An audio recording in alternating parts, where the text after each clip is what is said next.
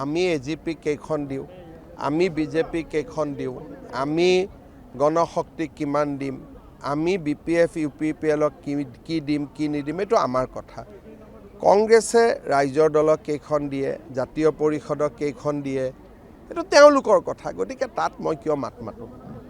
তাত মই মাত মতাটো উচিতো নহয়, আৰু এইটো তেওঁলোকৰ সম্পূৰ্ণ আভ্যন্তৰীণ। খালি এটাই যে টকা পইচা লৈ টিকট দিব নালাগে, ইমানে কম আৰু। বিয়া পাতিছে নেকি? টকা পইচা লৈ টিকটটো লৈছে, বিয়াও পাতিছে, চবেই দেখি আছে। টিকট দিয়া দিনাখনে মই কোৱা কথাবিলাক গোটেই কেণ্ডিডেটবিলাকে আপোনালোকক ক'ব, কাৰণ মোৰ হাততো পাক্কা খবৰ থাকে।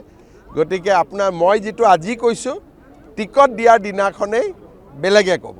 আৰু বিয়াৰ পৰা ইলেকশ্যনলৈকে লৈয়ে থাকিব।